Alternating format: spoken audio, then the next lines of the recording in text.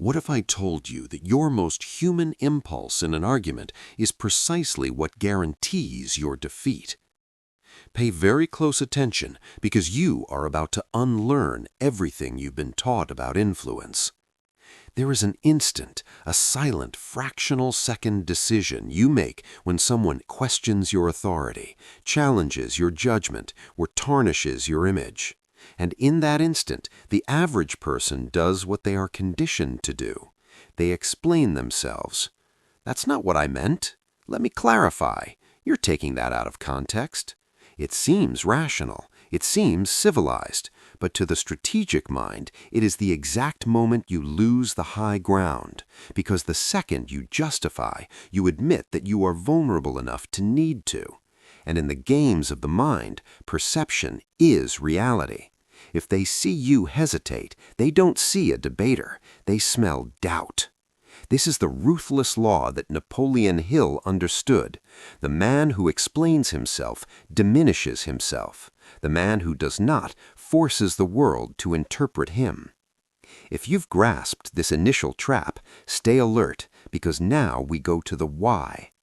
Explaining yourself rarely convinces. What it really does is transfer authority away from you, because when you debate your motives, you are playing on their field, accepting their premise. You are saying, "You have the right to interrogate me." And once they have that, they own the story. Even if you are right, you seem anxious, because only the insecure rush to clarify. Those with a definite chief aim let the silence carry weight. They let the accusation hang in the void, because they know the master move is this: to turn the attack into a reflection. Make them question their own motives. Make them seem emotional, unstable, obsessed. Whoever speaks first often loses control of the context, and Hill knew that whoever controls the context controls the conclusion. Most people explain themselves because they want to be validated. They believe if they are just clear enough, they will be absolved. But this belief is born from emotional weakness, not from the strategy of a mastermind. You are not seeking clarity, you are seeking command. Clarity is for the confessional, command is for power. And power does not come from being understood, it comes from being respected, unpredictable, and unshakable. So when someone calls you calculating, distant, or ruthless, and you immediately protest, "No, I'm just practical," you have already lost. Now you are reacting. Now you're proving their opinion matters. Now you've put the ball in their court, and in doing so, you've surrendered the most precious asset a strategist possesses: mystery. Think of the most influential people you've ever met, not the loudest, but those who wielded calm as a weapon, those who made you question your own certainty with a pause, those who, when pressed, never flinched. Napoleon Hill would tell you, "He who justifies himself submits. He who remains silent forces others to fill the gaps, and they often overestimate him. That is the game."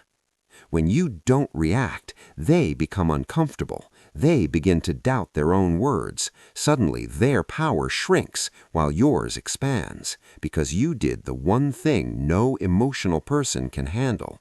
You made them talk to themselves. That is how you flip the script. You let their accusation die in the echo of its own weakness. Now let's apply this to a real scenario. Imagine you walk into a room, someone throws a subtle jab, everyone turns to see what you'll say, and this is your move. Say nothing. No defense, no retaliation, just a calm and total stillness.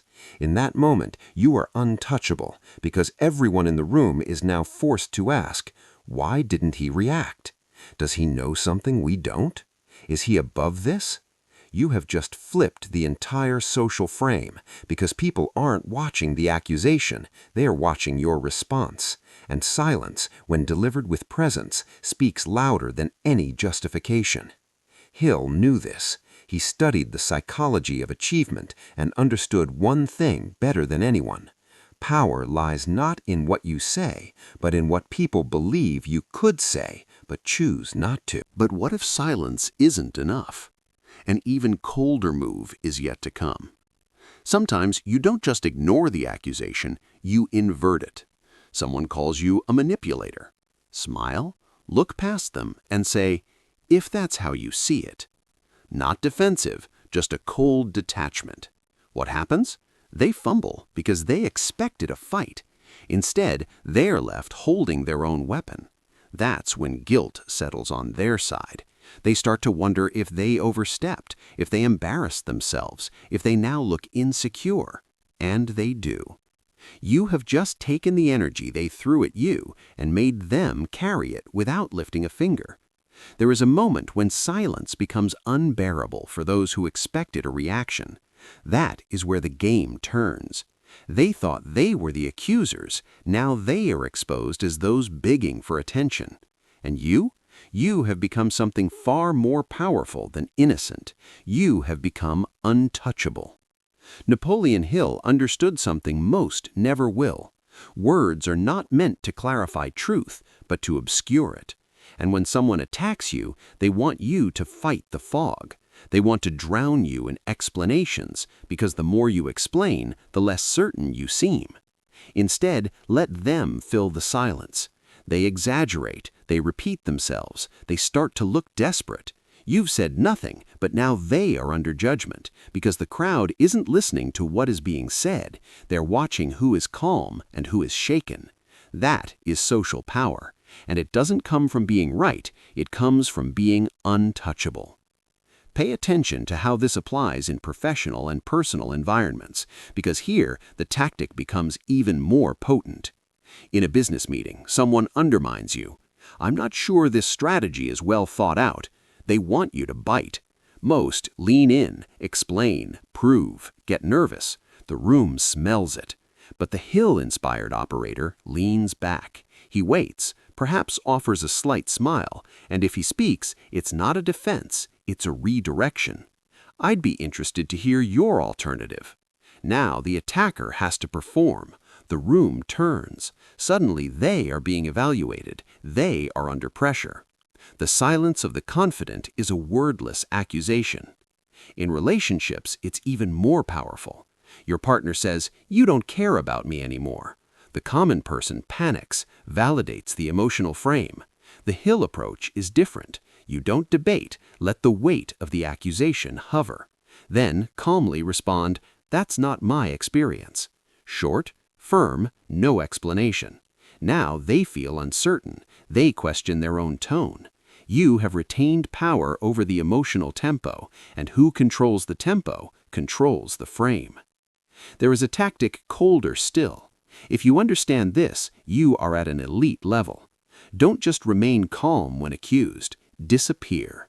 Someone insults you. Don't retaliate. Don't respond. Don't acknowledge. Let your absence settle like a mirror. Let them sit in the silence of being ignored. This breaks them. They realize you didn't even consider them worthy of a response. They spin internal narratives, destroying their own composure. Why? Because the average person thrives on emotional validation, even in conflict. If you remove that, they wilt, spiral, try to bait a response, and with each new attempt, look weaker, more obsessed, all while you remain perfectly still. And that is how you win. Not because you proved anything, but because they destroyed themselves trying to get a reaction from you. Instead of defending, make their accusation seem like a sign of their weakness. Someone calls you arrogant. It's interesting how confidence makes some people uncomfortable. Someone says you're manipulative. Only those who can't be influenced say that. You don't deny the charge, you transform it into their insecurity, and now they are scrambling to defend themselves.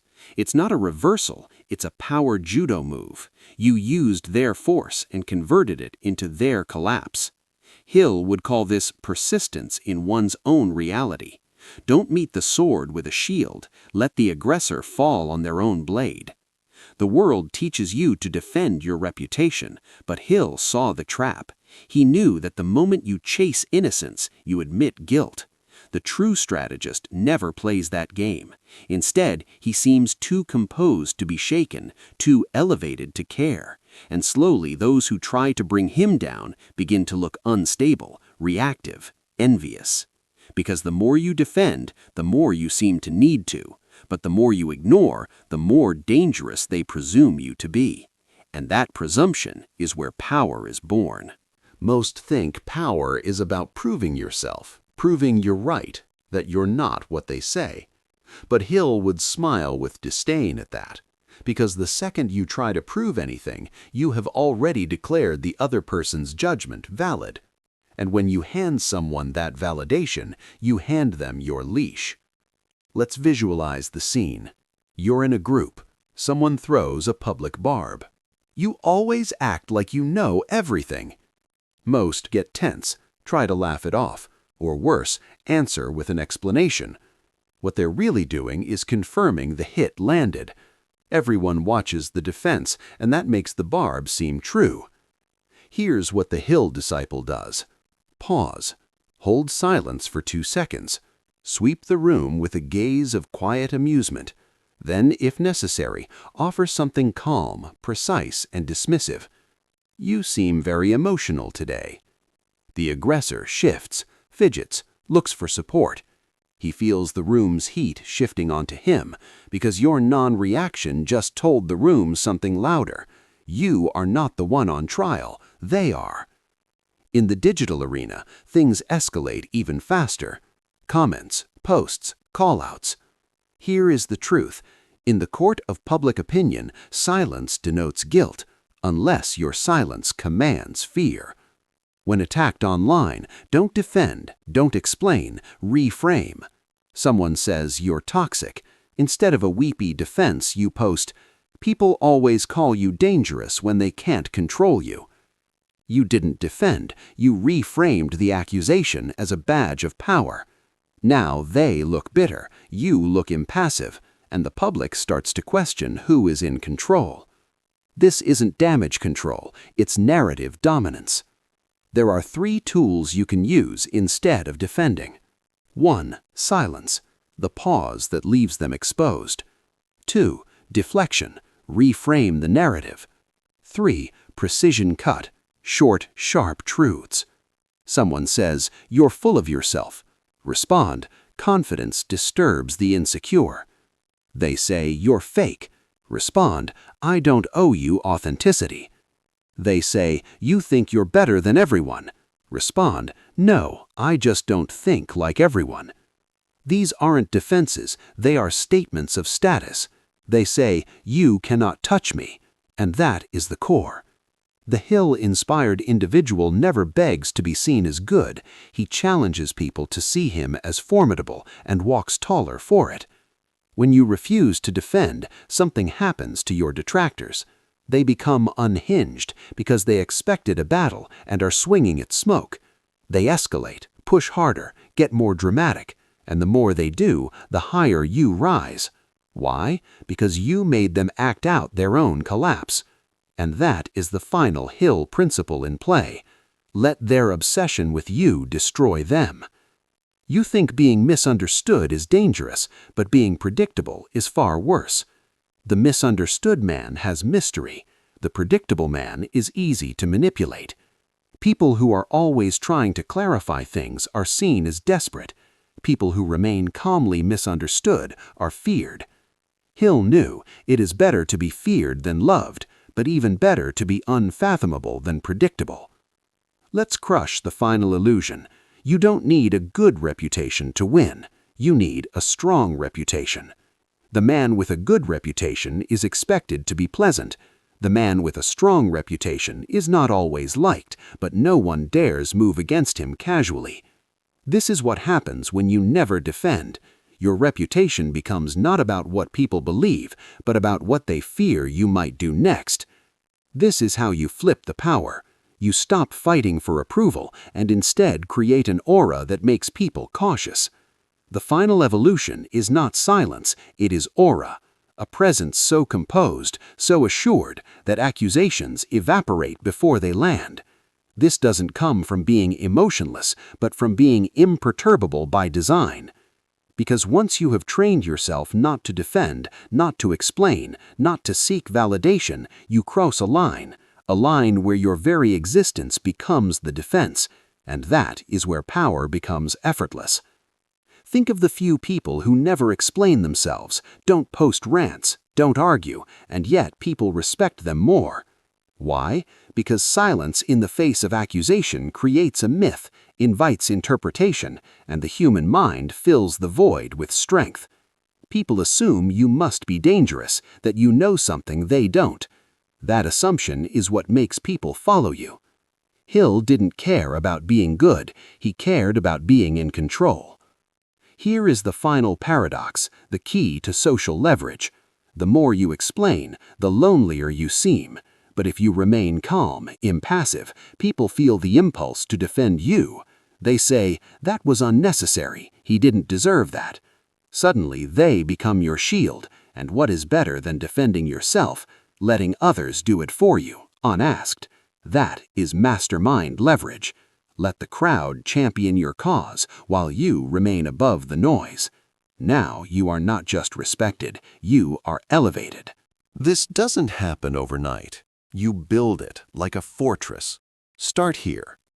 Never correct insults meant to provoke. Use short closing phrases. Noted. Time will tell. I hear you. Each one shuts the door. Study how you hold your face, your body. Immobility is your armor. And the stiller you are while others lose control, the more your power expands. When people don't know how to provoke you, they fear you. You become illegible, a mirror that reflects their own instability. Napoleon Hill would say, the most dangerous man is not the one who attacks first, but the one who never needs to. You will reach a point where attacks cease, not because you fought them, but because people know they will lose before they begin. Your presence says, I don't play defense, I let others self-destruct. There is a difference between strength and immunity. Strength still reacts, immunity doesn't even acknowledge the blow. That is the Hill ideal. You don't win the argument, you end it before it starts by never needing to answer it. When you no longer defend, people stop seeing you as someone to be judged. You have moved beyond the court of public approval, and the only judgment that matters is your own. From this point on, you don't live in defense, you live in definition. You define your image, your tone, your silence, and people feel it. The certainty in your eyes, the calm in your posture, the danger in your stillness. You are no longer resisting, you are commanding. And that is when the room changes. The crowd speaks less, your enemies grow quieter, your name carries weight, not because you fought for it, but because you never explained it. If you have come this far, if you have felt the weight of each word, you are not just a spectator. You are a survivor of the incessant noise that teaches us to beg for validation. You have looked into the abyss of others' perception and not flinched. And for that, I recognize you. Know that even in this silence, your internal journey has already begun. The seed of quietude has been planted. The decision to no longer justify yourself is germinating deep within your consciousness, and it will not die. Therefore, I invite you to a symbolic act, not for the algorithm, not for the numbers, but as a seal of your understanding. If this message resonated with you, comment the phrase below, "My stillness is my reply." This is not a comment, it is a silent declaration, a reminder to yourself that you no longer need to enter battles that do not serve your power. And by subscribing to this channel, you are not just clicking a button, you are joining a fortress, a place where we declare we are ready to bear the weight of our own aura, instead of seeking the relief of others' approval. In this channel, there are no polished mirrors to reflect what you want to see. There are only fragments of naked truth, the kind most fear, but which is the only kind that can truly free you. Every video you will find here is not entertainment, it is a key, and each key opens a door to a room that already exists within you. Go now, and may your silence be your definition, not your defense.